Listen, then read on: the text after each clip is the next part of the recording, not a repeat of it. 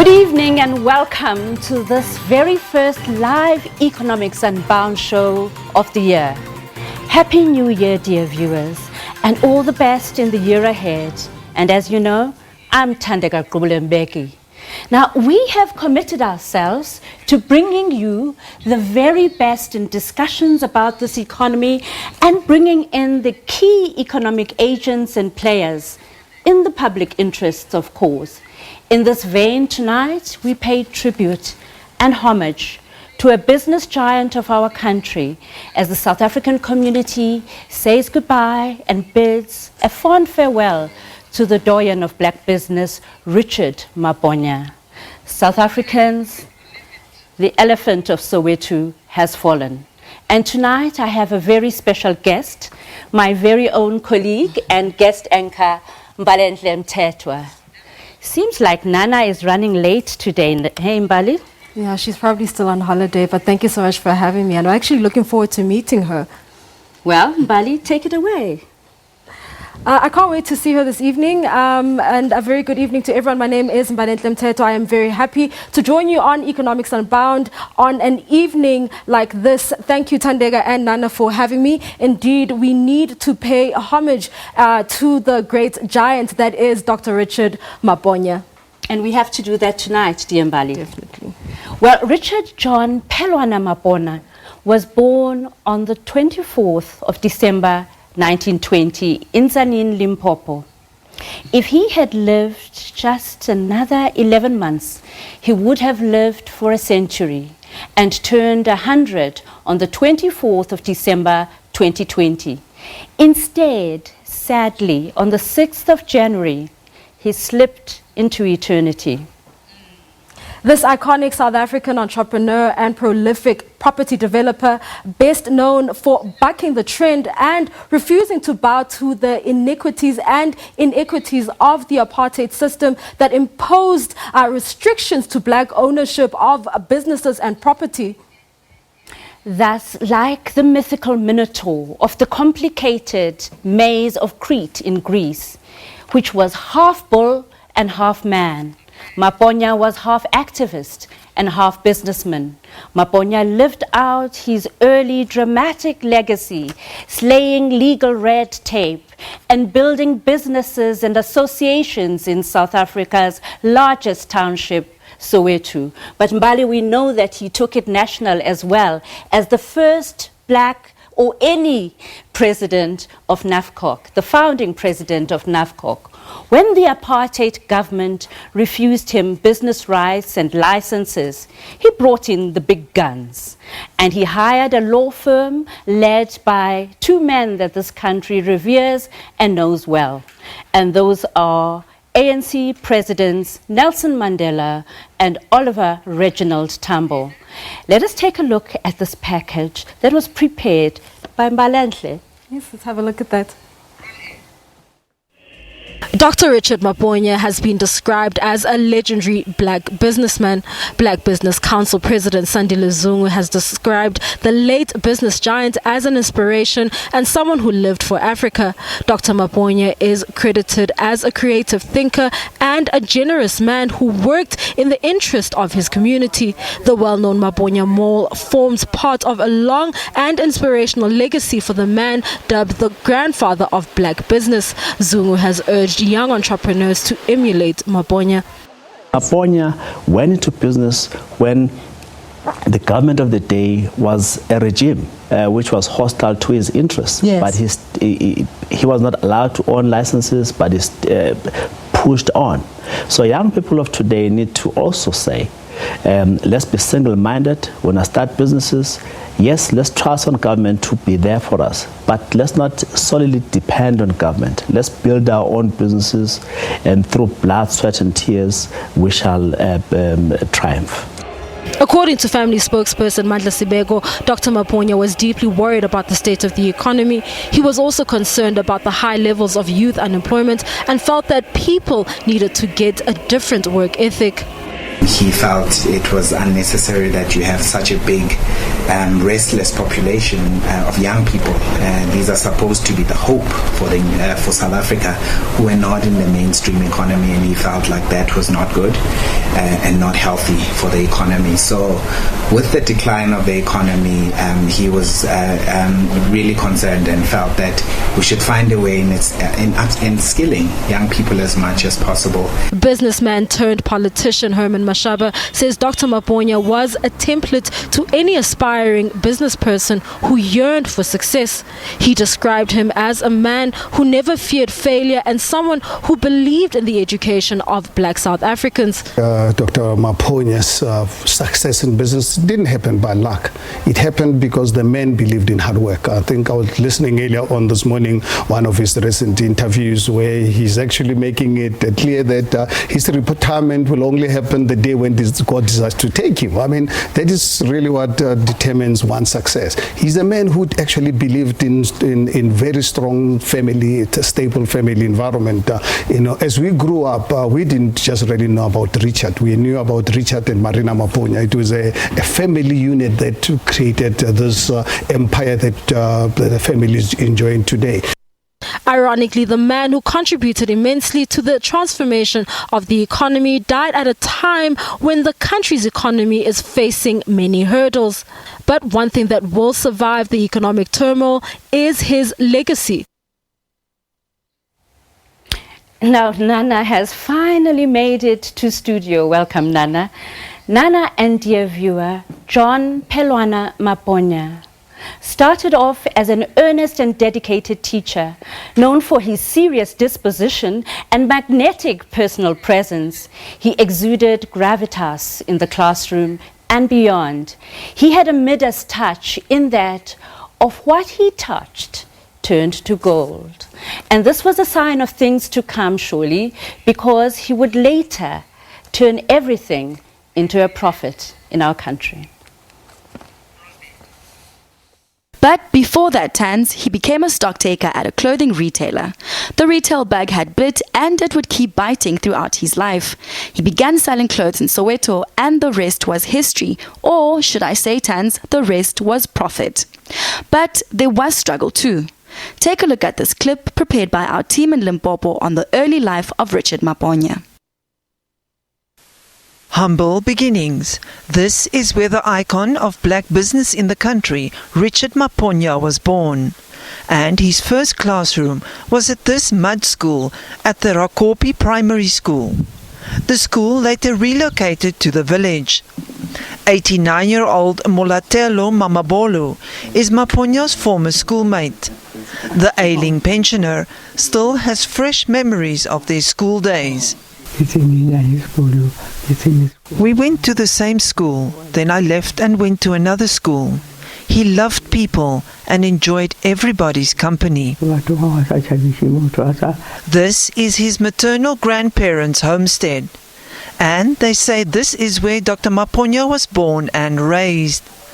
The last time he set foot here was in 2017 for a family gathering he arranged.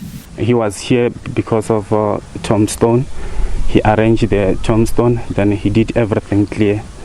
So we are still proud about Mr. Maponya, even though he's not around for this moment. They say the business icon uplifted his relatives. He skilled them and gave them employment opportunities. In the wake of the passing of Dr. Richard Maponya, Sowetans made their feelings known. They spoke to my colleague Nozintombi Mia. Let's take a listen. Dr. Maponya encouraged all business people to be resilient and persevere whether their trade was big or small. It's too bad because we even able to make bread, we're able to sell. It's a great loss for us because even when it does parties, we get food. People, they are sad about this news. It was really very, very sad news actually for the entire country, the entire Soweto community and the entire business community around Maponya. Everyone is just sad about the news of the hero, national hero and international hero, a father, a tycoon, an entrepreneur. Actually, everything. We've really missed him a lot. Yeah. And I will send condolences to his family. Soweto residents were saddened by the news. I'm still shocked, to be honest. I wasn't expecting it, but at the same time, I feel like it's a great achievement that this man has done for South Africa as a whole, let alone Soweto. Because growing up in Soweto, I grew up knowing that there is a Mr. Maponya somewhere, a rich man, and all of that, who's opening opportunities for the youngsters. He's done so much for Soweto, so much for South Africa, so much for everyone, especially for the young people. If it wasn't for him, I don't think we would be standing here, in this mall doing shopping. And the shopping mall is very convenient, especially for the Sowetans. The man known as the father of black retail in South Africa developed the Maponya Mall in Soweto, a dream which took more than 20 years to realize. Maponya Mall, a convenient space for residents to shop and a space for small businesses to showcase their wares. It seems to be business as usual here at the Maponya Mall, and shoppers alike are expressing their shock, their sympathies and their condolences as the news of the passing away of Ntate Maponya starts to filter down to ordinary shoppers as they get information when they go from store to store and they see the news crews here speaking to some of the other fellow shoppers. The news is trickling down that Ntate Maponya had passed away. Local actor and neighbor of Ntate Maponya, Treasure Chabalala, had words of comfort for the family. I remember him as this never dying, resilient man, was always there on the ball. From the good old days when we were still babies, he was an entrepreneur, and he was one of those people who knew that Mr. Maponya, Ntate Maponya is there to take care of us. He was a pillar one could really lean on. For Steve Skosana, working with Ntate Maponya for more than 40 years at NAFCOC taught him invaluable business lessons. I want to encourage that the next generation that comes after me emulate Maponya. He was a clean businessman. His tenacity. I still remember the story that he bought this property and he wanted to build a mall, but it took him 20 years to be able to build this mall. It's a first of its kind, owned by a black person in South Africa. We are very proud of. The tycoon maintained an active interest in the economy. He had several businesses in and around Soweto and was planning to open an academy to train the youth in business. Nozintombi Mia, SABC News, Maponya Mall in Soweto.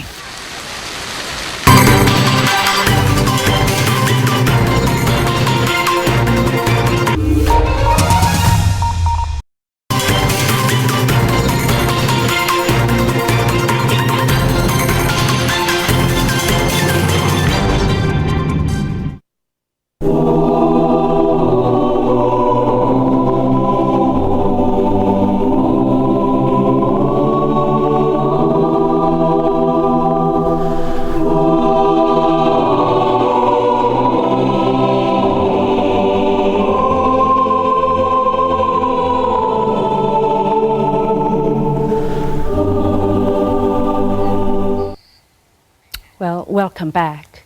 Now, Mbali covered the sad story of the passing of Richard Maponya for us here at the SABC, and she'll be assisting us to unpack the business lessons of Maponya's life, because she spoke to ever so many people on her journey.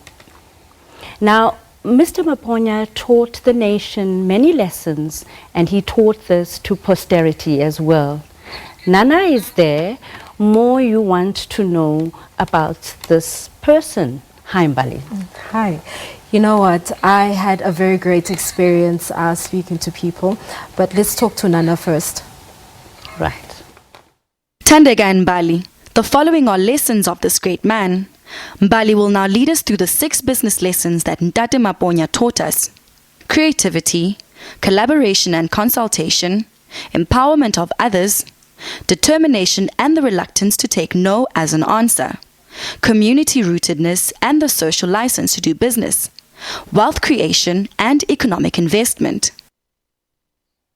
Well, Mbali, let's get straight into each of those lessons that Maponya taught the nation and us in particular. You know, when you talk about creativity, I think about this interview that I had on Monday, shortly after the news broke that the great giant had passed away.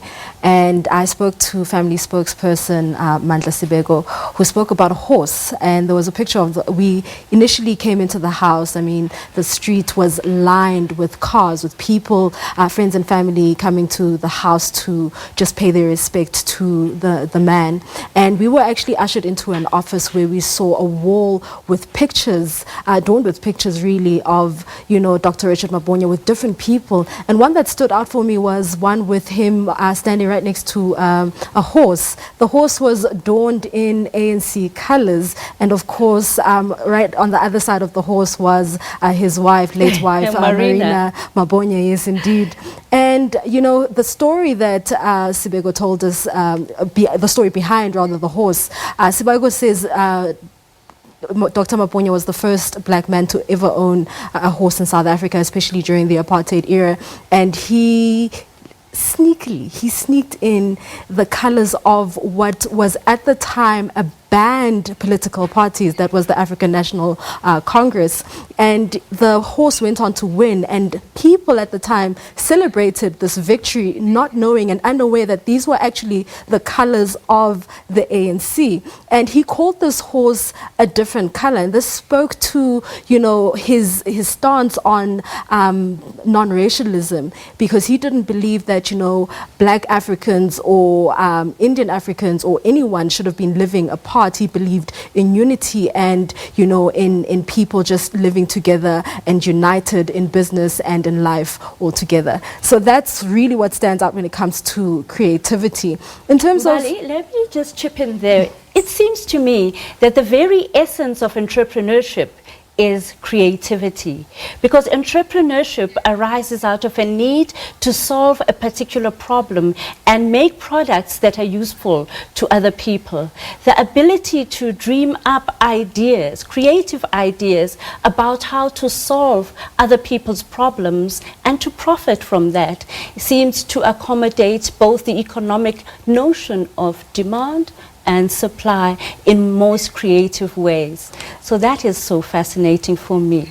Yes, it definitely is. I mean, when we talk about, you know, his creativity in business, we can talk about the retail shop that he tried starting up in Soweto. We understand that he took a job after being a teacher in Limpopo. He took a job as a stock taker at a fabric manufacturing company, where he then his hard work really earned himself and his manager a promotion. And in honor of, you know, his hard work and in appreciation of his hard work, the manager then gave him all the soiled and, you know, the torn stuff that he then sold in Soweto. And that's how he started the retail shop. Unfortunately, he could not continue, you know, selling those clothes in Soweto. But, you know, he actually answered a demand. I mean, that was obviously an answer to a demand and a need that was in the township at the time, because at the time there were a lot of people moving into Johannesburg in search of economic opportunities, in search of jobs in the mining sector. And they needed smart clothes to go to interviews. Yes, they definitely did. And that was the answer to a problem that existed at the time. Yes, and then let's talk about his community rootedness. I saw an interview that he did with Francis Hurd, our colleague, and the essence of that interview was that he was very critical about current leadership's inability to collaborate, to consultatively find solutions. So that whole idea of collaboration and collective leadership was very much part of his leadership signature, wasn't it? Yes, definitely. We understand that he is the father and one of the founding fathers of what we know today as NAFCOC. And he initially initiated this institution, this Chamber of Commerce, really, because he wanted black business to speak in one voice and to unite. He at the time felt that, black business individuals were speaking in silos, and he wanted to unite them and create this community of black business people,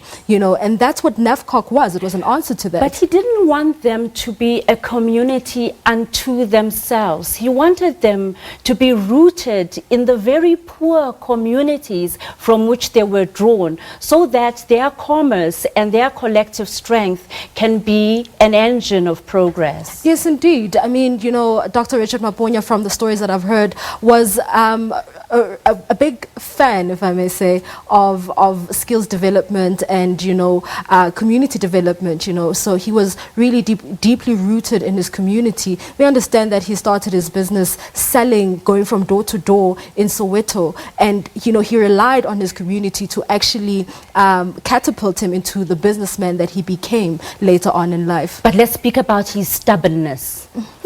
Well, I prefer to call it tenacity. Listening to the interviews that he did, one of the interviews that he did with our colleague Francis Hurd, he talks about how he never took no for an answer. And I think that's a lesson that all South Africans can learn from the man, never to take no for an answer and to be tenacious. And exactly about this inability to take no for an answer is his ability to refuse to be defined by his circumstances.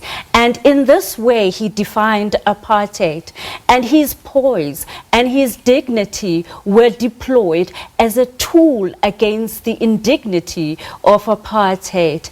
And this is why he could dream dreams that a black man was never supposed to dream under the iniquitous system of apartheid, because he wouldn't take no for an answer. And we really appreciate his tenacity today. I mean, as young people looking back and listening to the stories that have actually been relayed by business people in today's society. I mean, some business people also spoke very fondly of his memory at the memorial service that was held this afternoon by Black Business Formation. But, I have to say the fact that he felt that he took no for an answer, and he felt that it was incorrect for the apartheid government to oppress him and refuse him a license, and the fact that he went back. I mean, listening to the interview, he talks about how he didn't want to fight the system. He didn't pick up a stone when he was refused the opportunity to trade in Soweto and sell the clothes that he wanted to sell. But instead, he went back to the table, and he was tenacious, and he went back and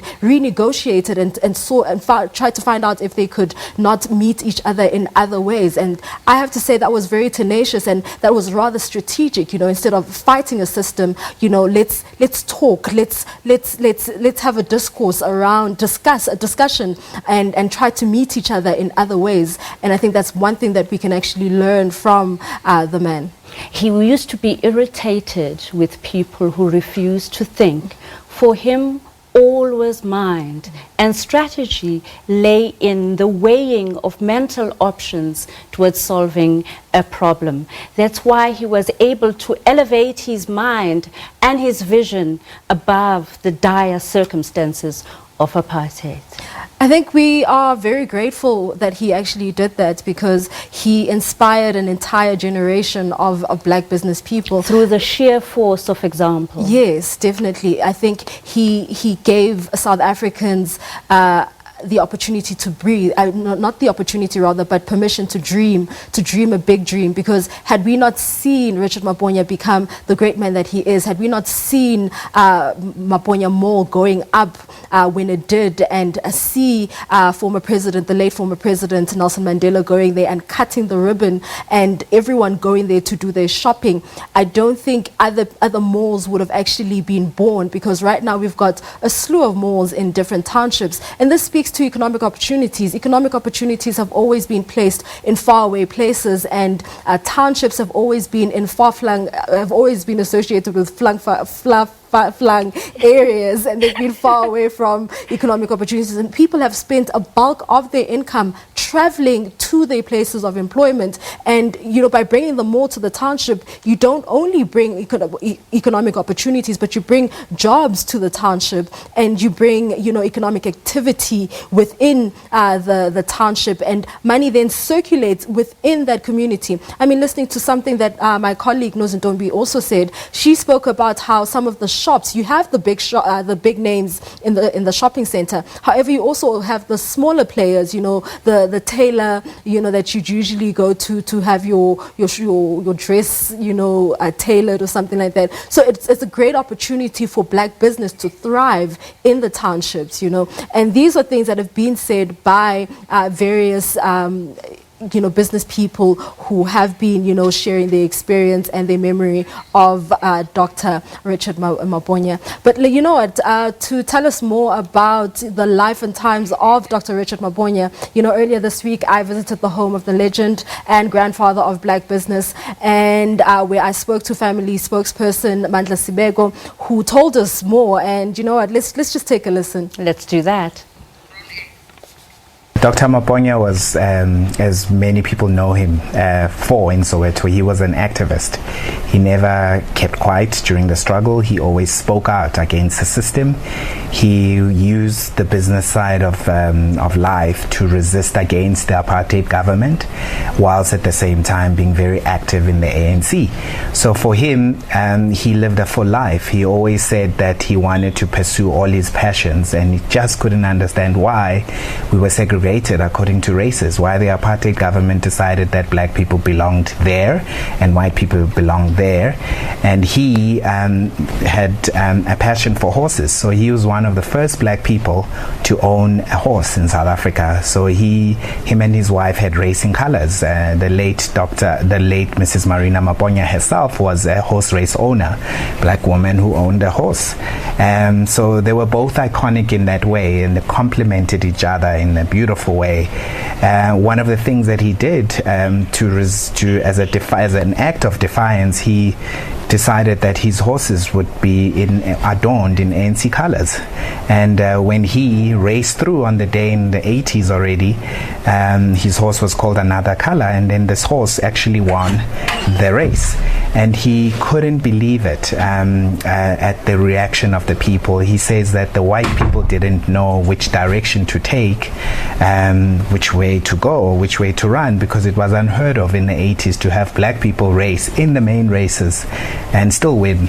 And for him, he was very proud, because he felt like he had put out the message across that we do exist as black people, and we want to participate actively and have a full life in South Africa. Okay. His relationship with the then banned African National Congress stood in the way of him getting a retail license, when he wanted to open a retail shop. Please talk to us about that. Yes, we speak so much about his success now, but there was a lot of trials, like really a lot of trials. He came from very humble beginnings in Limpopo. He came to Alex, then he came to Soweto, where he built his business, and later on working alongside his wife, and really doing basic things such as distributing and selling milk and selling tripe to communities. So people in Deep Kloof, in the different sections of Soweto, remember him as that, or remember Mrs. Maponya as that. So at the time, you couldn't get a trading license because the system blocked black people from trading as business people. So you got an inferior education, you then couldn't participate in business, you were blocked. And then he used a law firm, Nelson Mandela and Oliver Tambo's law firm, to sort of fight a case against, to make sure that he got the license. So that's when he started his relationship already. That goes a long way with Nelson Mandela and Oliver Tambo. And I understand that there are some universities that have actually awarded him with an honorary doctorate degree. Please talk to us about that. Yes, he was honored by the University of Johannesburg, Mangosuthu Technology, and Pretoria Technology as well. Dr. Maponya was very much about skills. He felt that he just wanted to make sure that post 1994, as we were enjoying the fruits of democracy, that we needed to find ways to uplift and lift people out of poverty. And a big thing for him was that he had fought all his life to make sure that black people participate actively in the whole economy, and he was all about skills. So he set up an institute with the University of Johannesburg that looks at skills, and I think his legacy will carry on there through the family. The other beautiful thing was that his family were actively involved with him in the business, so very much understand his ethics and his leadership, and that they will continue to make sure that his legacy lasts to the next generation of the Maponyas. Okay. In the last 10 years, we've seen the economy decline quite significantly. What did he make of this decline in the economy and this rise in unemployment? And as well as, I understand that he also felt that he was never going to retire until he died. He was going to retire only when he died because of the state of the economy. Please talk to us about that. He was deeply concerned, very vocal. If you look across all the different press clippings, he felt that people needed to get a very different work ethic. He felt it was unnecessary that you have such a big restless population of young people. These are supposed to be the hope for South Africa, who are not in the mainstream economy, and he felt like that was not good and not healthy for the economy. So with the decline of the economy, he was really concerned and felt that we should find a way in skilling young people as much as possible. And obviously, looking back at his life, that he built his business from humble beginnings in Soweto to where he was now, he really wanted young people to have a piece of, a pie of the action. Well, stay with us as we pay tribute to Richard Maponya. We'll be back just after this break.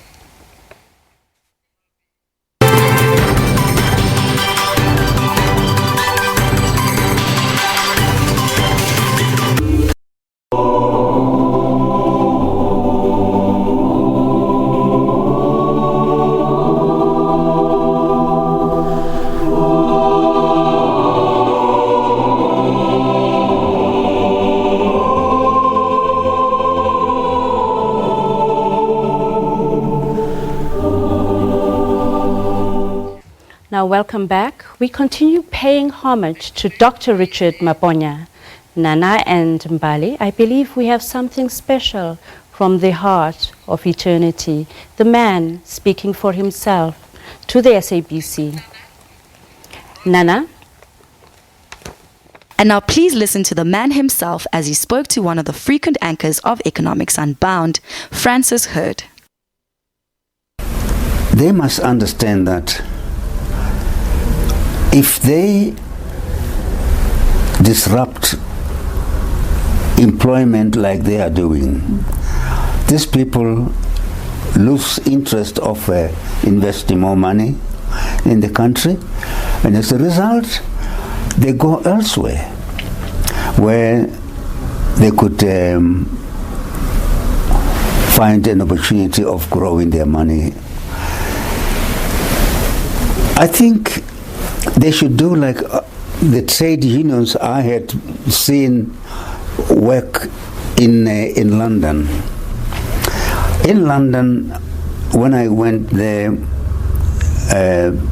7 years ago, there was a very serious problem in the mines, and the trade unions demanded money like our trade unions are doing. And the mine that was affected was actually going down and was due to close down. And they called the trade unions. They said, listen, we are employing more than 5,000 people here, and we are on the verge of closing down. We are losing business, and you are losing employment. Who is the winner? Nobody is winning. And they then talked to the trade unions to come on board. The trade unions, they selected 4 people to represent them in the board, and they freezed demand of more wages for 5 years. And as a result of that, the business recovered and started working properly, and everybody was working. And within that period, they started increasing their wages slowly by a percentage, and the business is prospering. So that was collaboration. That was collaboration. That is what I would like to see happening in our country. But couldn't it be seen as co-option when the unions move up, and maybe you have more radical unions starting up as a result, and some would say that's what we've seen in South Africa. This is the problem. I've seen a situation where they actually kill some of their leaders. And to me, that is an unwelcomed type of a situation. I think the economy is for us all, and we should value the business exactly the same way as the owners. We're talking about dropping the ball, and something you've also been very critical of is restrictions that are quashing entrepreneurship, red tape. Is that where we're dropping the ball as well? Well, I think when I say dropping the ball, this is on the part of our government as well. Our government should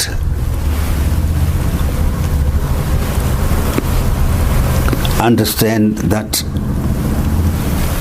to grow the economy also, there should be laws that are created to encourage business people to invest more money.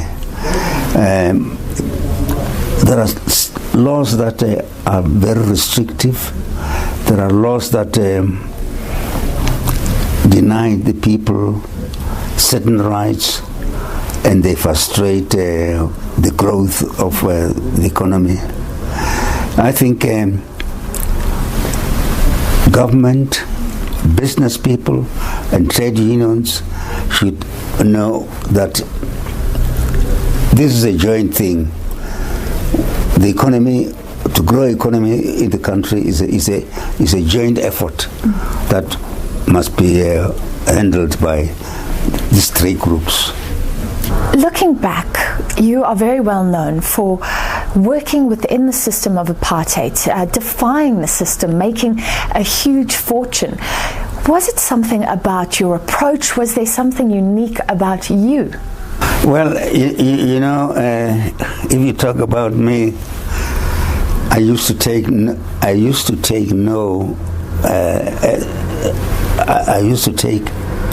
the word no as an answer. When I'm denied something, I would go back and think, and then come up with a new approach, and knock at the door, and put my point of view until I'm heard by the powers that be. I was not picking up a stone and fight, but I used to go there and convince the powers that be. It was difficult, it was not easy, but thanks God I prevailed under a very difficult situation when we were actually denied the right by legislation. We're talking about the law now, and BEE is now law. When it came into being and thereafter, did it mean anything to you? Well, BEE to me, it really did not mean anything. And to me, BEE, I don't think is working. I think if at all they wanted to work, they have to restructure it in a manner that it must benefit everybody. But at the present moment, it's not benefiting everybody. It benefits the few who are connected. Some would even say it's helped create a culture of entitlement rather than entrepreneurship. What is your response to that? That is very, very true. Some of our youngsters, they feel they're entitled instead of them waking up and trying to do something for themselves. This is the kind of spirit I would like to discourage, because it doesn't take us anywhere. We have a problem with all these unemployed youth. Does business have a role to play? Is it government's role to make that facilitating environment, or should business be much more proactive given the conditions that we have in South Africa? I think big business, to me, it looks as if they are not taking the responsibility I believe they should take by becoming mentors of young entrepreneurs who come up with a good business plan and they want assistance. These young entrepreneurs, I think, should be mentored by big business and be assisted to form up the business and make it a success. But there's no role that we see big business playing in that area. You told a heartbreaking story today. You went to Brazil and they agreed to collaborate with you and bring a new approach to South Africa, because Brazil has been this shining light in terms of cutting unemployment down. You basically say that it's got held up, delay after delay after delay. What is happening? Yes, I think this is because of the kind of laws that are govern us, I think. I'm being toasted from one office to the other. And as a result, the Brazilians are actually losing interest. They had pledged to assist this initiative. They had pledged $5 million to help me start this initiative. But they have been waiting for over 3 years since we came back from Brazil. I'm being toasted from one office to the other because what they wanted to do was this, that they want to train young people who must get qualified to be able to get employment anywhere in the world.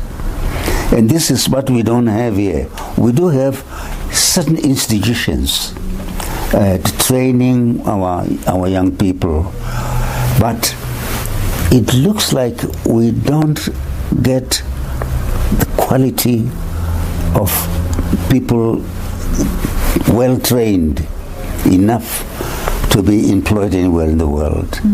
The Brazilians had pledged to say they would help me to bring up such people. It's astounding. Where is it being held up right now? Higher education. That is the office where the whole thing got stuck, and we haven't seen any progress since then. You've also spoken about restrictions around your own businesses. Maponya Mall is iconic. People know you because of that, but you're still opening up malls. And I understand at the moment you're trying to open one in Polokwane, and again, a hold-up. That is very true. That is very true. The kind of frustration that you get, it is unbelievable. I think, again, this is created by certain individuals in offices, because people always want to know if they assist you to achieve this, what is there for them? And I never did that kind of a thing of a under-table thing. Have you been asked for bribes? Oh yes, I've been asked many times, and I deny to give bribes.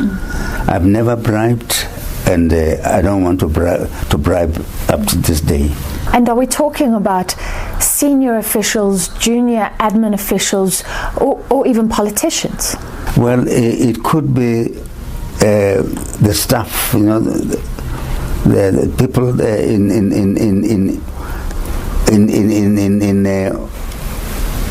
who are connected in administering these things.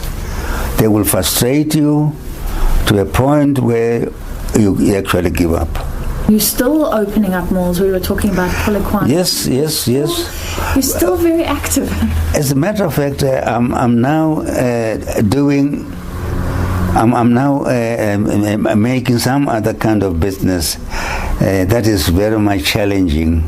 I mean, chicken business. I'm growing. I'm producing eggs, supplying hospitals. I'm given about 25 hospitals. I'm supplying eggs in those hospitals, and some of the eggs I'm supplying Pick and Pay, and I found that a very, very challenging, because this kind of business was always the business that is run by white people. And here I am, I'm coming into the business. Sometimes I get terribly frustrated because I would order feed for the birds, and they would hold my order. And once they hold my order, they would disturb the chickens laying eggs, because if you disturb them by not feeding them, you put them 3 weeks back, then to bring them up again, you got to wait, because they would start laying smaller eggs. Are you saying you were actively being sabotaged, maybe as a black man entering this predominantly white industry? Yes. Why? Because you were black and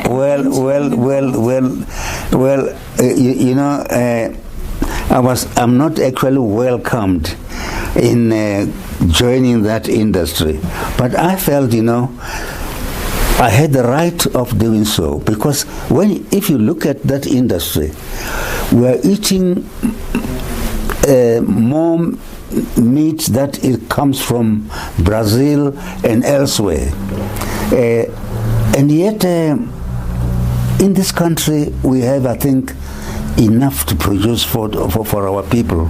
My final question to you, Dr. Maponya, you are so active. You're in your early 90s. Do you ever think it's time to reflect, to relax?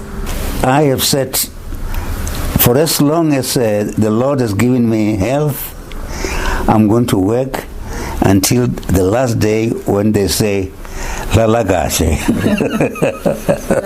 Lovely to meet you. And thank you so much indeed. The man who worked till the very end. That is where we have to leave it for tonight. For me, Datu Maponya lived out the words of the English poet Dylan Thomas, who wrote, "Do not go gently into that dark or good night. Rage, rage, rage against the dying of the light." Grave men near death who see with blinding sight could blaze like meteors. Rage, rage against the dying light.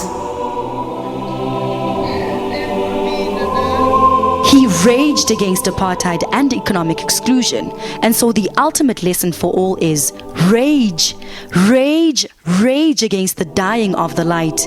Sleep well, so long, Bawo Richard Maponya. Uqatso ulifezile. Good night.